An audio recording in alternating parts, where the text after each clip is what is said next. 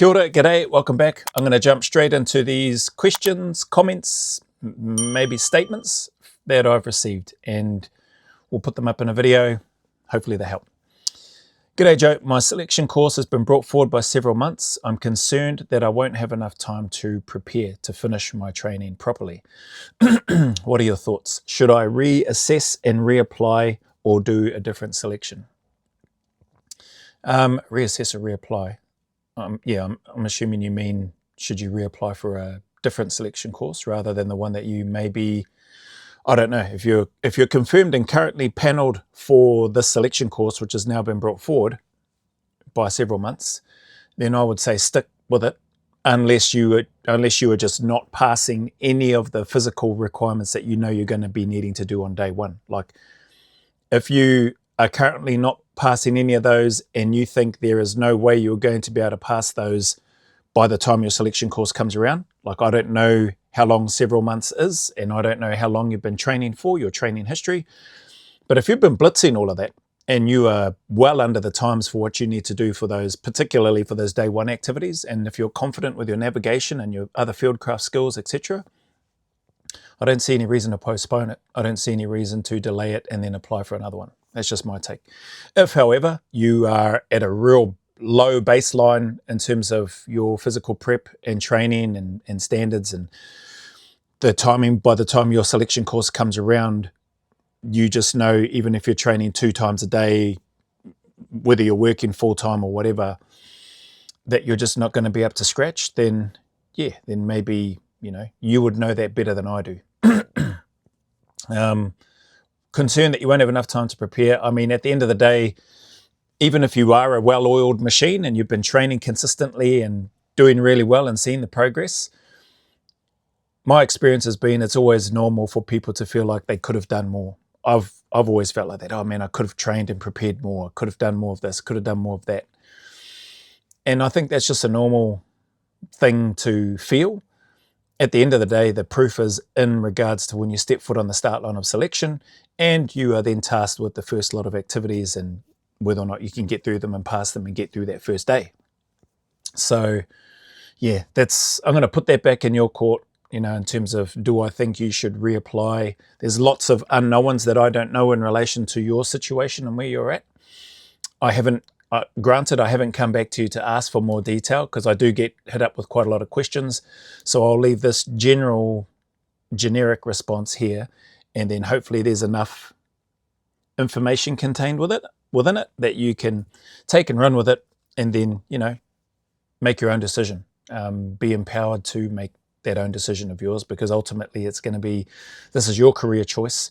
Probably in closing, maybe 1 or 2 things that I would share in regards to this is that if you, in regards to whether or not you postpone and reapply, if you feel like, you've done enough and you can pass those elements for day 1, day 2, etc., and your nav is good, you're comfortable with that, and your other fieldcraft skills and stuff are in good shape, then I don't see any reason why you would postpone it. Especially if your drive and you see yourself already serving as an operator within the unit, or that's just your only reason for joining the military, then put in the application, run with it and go. What's the worst thing that could happen? You fail that particular assessment or that particular selection course. It's not the end of the world. Go away, get better, reapply, go back, do it again, and next time pass it, whatever. So that's my take on that part. The other part is, if you are just doing selection because you are wanting to see if it's for you, like the internal driver isn't super strong for you to be there, you're just like, oh, it's just this challenge, I just want to see if I can do it. I don't know if that's a good reason to go on selection. It may be, like, again, I'll leave that up to you, but people that I know of that thought, oh, I'll just go see what it's like, I think it'll be a good challenge, I want to test myself, see how far I can get. The people that I know of that went on to selection with that attitude generally didn't do very well and generally didn't pass and usually didn't go back again. So yeah, for what that's worth, take it for what it's worth. You make your decision, and hopefully my 2 cents helps in some small way. This next question is, I've been advised that a careers coach will be in touch over the next few weeks. I was just wondering whether you thought it would be a good idea to tell them that I'm interested in joining Special Forces or whether I should leave that part out. again, that's up to the individual. Like, I don't think there's anything wrong with telling a careers coach, if that's what they're called now, careers advisor, careers coach, recruiter. I don't think there's anything wrong with telling them, because the eventual question will probably come about, why do you want to join, if it hasn't already? And if you haven't answered it already, that is. But I don't think there's anything wrong with telling them. It would probably just depend on what their response is like, which is the unknown part. Like, will they laugh at me, or, that sort of thing. So maybe they wouldn't laugh at you. So again, I don't think there's any problem with telling them. It doesn't impact or negatively impact your chances of doing a selection course or putting in an application, at least anyway. But at the same time, in a nutshell, for me, I wouldn't bother telling them, like, knowing what I know now. I made that mistake once when I was joining the New Zealand Army, and that laughter in my direction in regards to what I, believed was an honest response to a genuine question, there will probably be still people like that. So I don't think there's any need to tell a recruiter. Same time, I don't think there's any problem with telling them. I just don't think there's any need to tell them. Like, wait until that time comes whereby if you have to tell somebody as part of your application process, then tell that person. But as far as a recruiter, I don't think they need to know.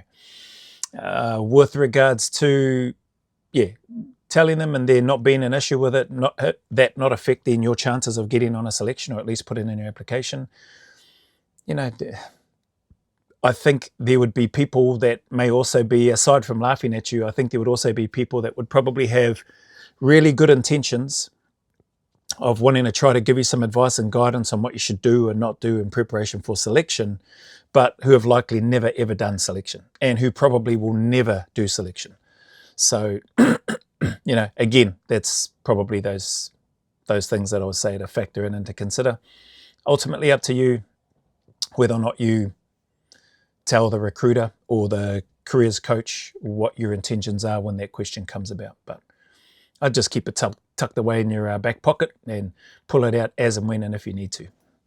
Anyway, and this third question, can you do too much training for selection and increase the risk of injury? At the same time, can you push your body to do more in your preparation for selection? And do you think that's a good idea? Wow. Okay, so yes to all of that. Yes to both parts of your question, and even yes to do I think it's a good idea. So if I break that down, there's essentially like 3 parts of that, and I'll look to try to go through them now. What's that? Can you do too much training for selection and increase the risk of injury? Yes, you can. Like, you can overtrain, you can, and by doing so, on the back end of all the additional training sessions that you're doing, the extra kilometers, the extra time, the extra reps, etc., if you're not tempering that with an adequate amount of time for you to recover, then you potentially go into your next training session and your next one and your next one, session after session, a little bit more depleted every single time. And with that, you increase, I think, the risk of injuring yourself and making it harder to come back from an injury, for starters, depending on what it is, but also potentially delaying the period of time before you maybe actually ever get to step foot onto the actual selection start line. So hopefully that makes sense in that part. And then you've got the second part. At the same time, can you push your body to do more in your preparation for selection? Yes, to that as well. You can absolutely do more and push your body to do more in preparation for selection. Our bodies are pretty amazing things. And like I've shared a number of times in a whole bunch of Q&As, I wouldn't recommend the way that I was training to anybody preparing for selection now. Like, I was young, I was dumb, maybe debatable, I may still be quite dumb, in terms of how I was preparing for selection. But it worked. It worked for me in NZ. It worked for me in Australia. So again, when people have asked would I change anything, I've openly said I wouldn't change anything in my preparation for selection because it worked. Like, why would I change something if it worked? Even if I felt wrecked and shattered at the end of the New Zealand one, still massively fatigued at the end of the Australian one, it worked. So why would I change it? To your question, can you push your body to do more in your preparation? Yes, you can. So same way with the first part, doing too much training, can it increase the risk of injury? Yes, it can. Can you push your body to do more in your preparation for selection? Yes, you can. Again, that's your choice. That's something that you will have to figure out and work out based on how you're feeling, how you're recovering. Like I said, is it benefiting you? Are you progressing from a physical perspective? Or are you now just, or not just, I shouldn't say just, but are you now predominantly benefiting from the learning to push through fatigue, learning to push through some of those dark places in your mind and the negative self-talk about being sore, about being tired, not getting enough rest, haven't had enough to eat, am I doing this, safely, etc., etc. Are you benefiting in those sort of areas, which no doubt you would be if you're looking to push more and more each time. And then your last part, and do you think that's a good idea? Well, I think, again, that's up to the individual. And I'm going to put that back in your court as well. Do you think that's a good idea? You know yourself better than I do. It doesn't really matter what I say or what I think. Do I think it's a good idea? Yes, I think both of those first parts of your question here are good ideas that you could do. Can you do too much training for selection and increase the risk of injury? I think, yes, you can do too much training, and by doing that, you potentially increase the risk of injury. But you could still get injured depending on what your day job is anyway, or just traveling to and from work. So you've got to weigh that up. At the same time, can you push your body to do more in your preparation for selection? Yes, you can do that as well. Do I think that's a good idea? I think depending on where you're at, if you are pushing the training boundaries and you're feeling good and everything is, or as good as can be, then stick with it. Like if you're seeing progress and you are confident that this is the path that you need to go for you, like I was with me, with building up to a heavier and heavier pack, then run with it. All right. If you are getting enough rest, that's a matter of interpretation and I guess in who you speak to. In hindsight, as I look back at mine, there were probably many weeks where I didn't get adequate rest and probably a number of times where I wasn't fueling myself very well. But again, it worked. It worked for me. But everybody's different as you go through. So again, doesn't really matter what I think, if I think it's a good idea or not. To your questions, I think all of those things are a yes. You can do those things, and including to the last part, do I think it's a good idea? Depending on where you're at, yes, it's a good idea. So anyway, hopefully that helps, and you can take, decipher what you will from my comments and responses, and apply it to your own situation, factoring in how you're feeling, factoring in your training history and the timeline based on that first question, factoring in what you feel comfortable with telling a recruiter or a careers coach or whatever they're called these days, in terms of what your future aspiration goals are from a military or special forces perspective. So anyway, thank you again for your time. Thank you for the questions, and we'll see you on the next video.